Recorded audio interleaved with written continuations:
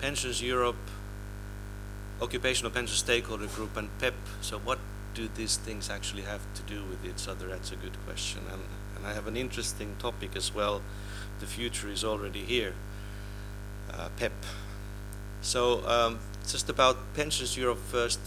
Pensions Europe is the European level industry association for workplace pensions. So if we look at the pensions landscape, Olaf's Insurance Europe is about 1/3 of the occupational pensions in Europe, and then Pensions Europe's pension fund members cover the 2/3. So we have 24 national pension fund associations as members. The biggest are the UK and the Dutch, which together have 84% of all the pension funds assets in Europe. And then we have a very diverse set of members ranging from Finland, Estonia, all the way to Portugal, Bulgaria, Croatia, very different societies, very different pension landscapes. And that is really Europe. Europe is not harmonized in pensions. Pensions belong to the competence of the member states to design the pension systems. But then, of course, well, when you have chosen how you deal with your pensions, there's a lot of European regulation that comes into play, be it Solvency II or investment regulation or now the PEP. Also, the other title I have in the program as the chair of the Occupational Pension Stakeholder Group at the EIOPA, that's also Occupational Pension Stakeholder Group. So what does the personal pensions have to do with the occupational pensions? But again, the landscape is changing. Individual pensions, also personal pensions, are increasingly relevant. And the Occupational Pension Stakeholder Group, together with the Insurance and Reinsurance Stakeholder Group, has looked at the developments and has responded to the various consultations on this topic, as well as has Pensions Europe. So both the Occupational Pension Stakeholder Group as well as Pensions Europe for the occupational pensions part have been in favor of the pan-European personal pension proposals. The idea of introducing good quality new personal pension opportunities for people in Europe. And some people have found that remarkable, that the occupational pensions would embrace in any way third pillar personal pensions. But that also goes with the changing landscape and the changing times, not just in Europe, but I think across the world. So I think everybody now, even the most hardline pension fund people, believe that there is need to more savings, that we need more supplementary pension savings for the good outcome for people, for the good pension outcome. So there is no animosity in there. There is differences in the opinion. We're looking at the 24 members of Pensions Europe. We've recognized that we have actually 12 members already who provide personal pensions in different forms in different countries. But when you look at the details, then they are very different. The personal pensions that the pension funds actually provide, whether there is a link with an employer or not, how the contributions are made, and many other details are different. That's also the reason why I think Pensions Europe is more in favor of third pillar personal pensions, and as part of that PEP as well. But then I'm not going to go into all the details in PEP. I think Natalie is the one who actually would know what you're going to propose, and there will be extensive consultations. There's a lot of information out there, what could be possible elements. Just a few remarks on that. But the topic of my speech that was given to me, the future is already here, PEP. It's an intriguing topic or title. So the future is what will happen after the present, and its arrival is inevitable. So does that mean that the PEP is inevitable? I'm not sure. Some doubt. But I do agree that the old pension systems are not adequate and sustainable. There are problems with public finances, with demographics, low level of trust in consumers, in pensions, increasingly mobile workforce where the present pension solutions do not provide for the best possible outcomes. There are behavioral aspects. How do people save for their retirement? So that is, I think it's clear that the old systems are not perfect. Something new is necessary, and all things seem to point to individualism. If you look at the occupational pensions landscape, it's a change from defined benefit where the society or the sponsoring companies, the enterprises, carry the risks towards individuals carrying the risk. Now in many countries, especially in the Netherlands, there's a debate how to share this risk, that you should not shift the pendulum fully from the employer sponsor company to the individual, but you could have some risk sharing, some collectivity. Our first speaker, Mr. Eltner, said that that pension is an insurance product. Yes and no. From a pension fund point of view, what our members emphasize that it isn't an insurance product because it's about who carries the risk. And in a pension fund, there is the sponsor company who has promised a benefit and carries the risk. It's not the pension fund itself, it's the one who made the promise. Or there can be benefit cuts, like in the Netherlands now is taking place, that the promise is not as hard. In some countries it's very hard. In Germany, in the UK, it's very hard promise that the company will have to exhaust all its assets and then there can be cuts in benefits.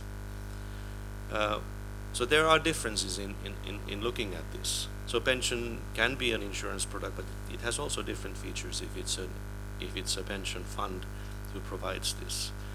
But then it really goes to this issue, and I think this is relevant when we think about PEP and the role of the personal pensions, is what is the relationship between the society, the enterprise, and the individual? So European societies, as we've known them, will not function based on individualism. So that we have to realize. Even though we are having PEP talks about PEP, we have to realize that this is a serious issue, that Europe and the European welfare state is not based on individual savings in investment products. It's a totally different concept. So we have to be aware of what we wish for because we might get it. So that, I think, is important. So is there a new Europe, and is the new Europe already here? Maybe so. In some countries, yes. Looking at the Dutch debates,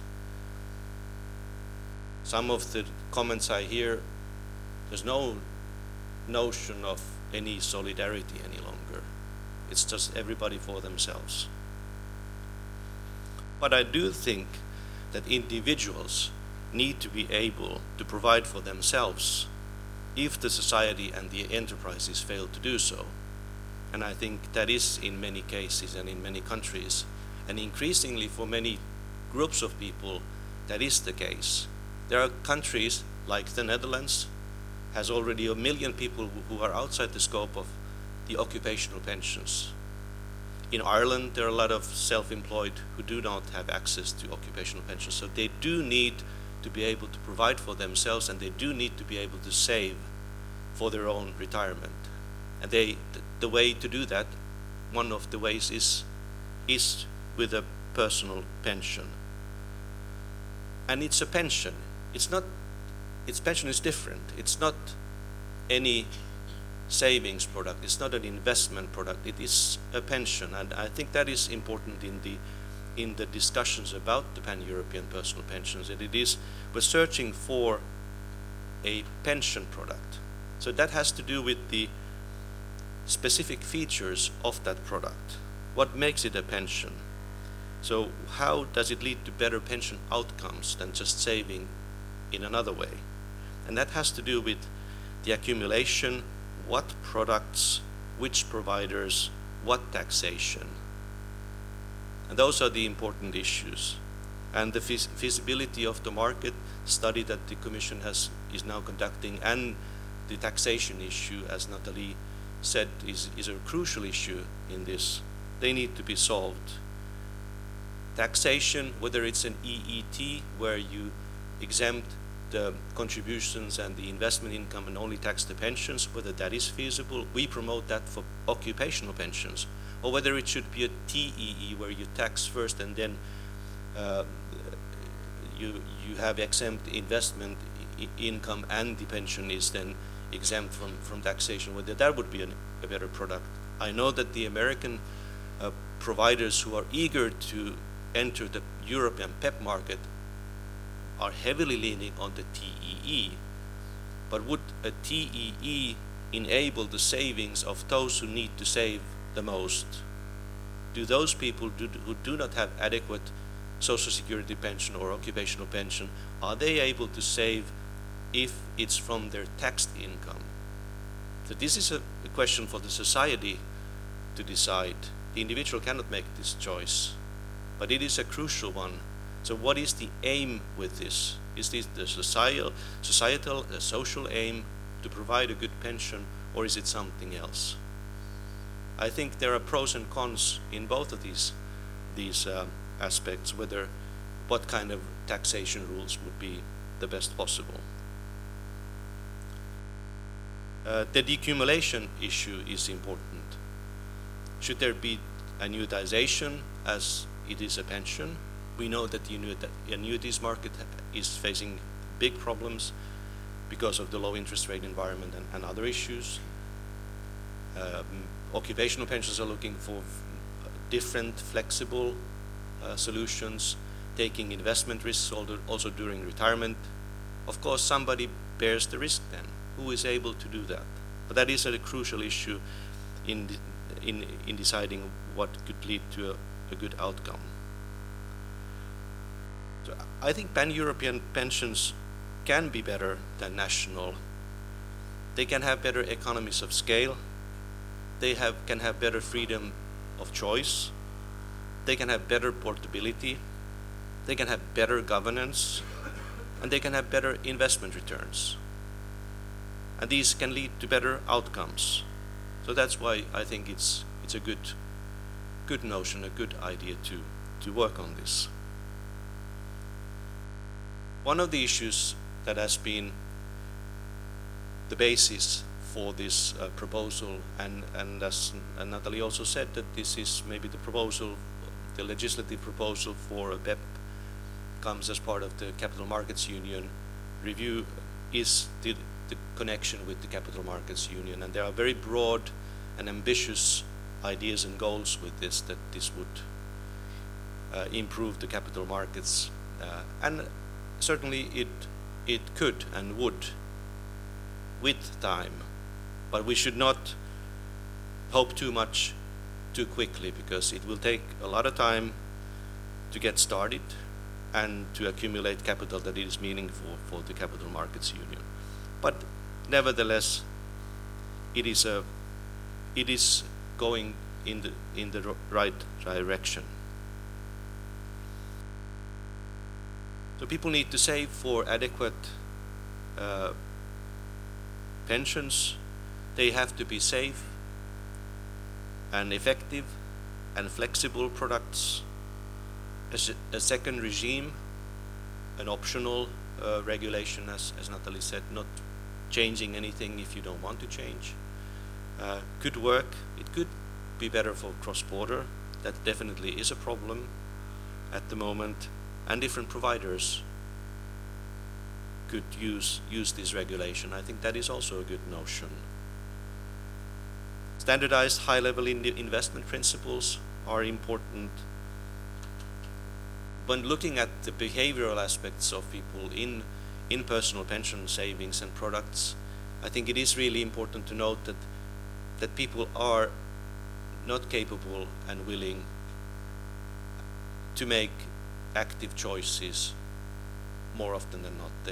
Most go with default options. So I think for those who then provide for this kind of a system and promote it and try to enhance it, have the responsibility to provide for good default options, because most people will go with the defaults. So the providers have the responsibility, and it's not enough to say that you chose a bad product. The information disclosure is important.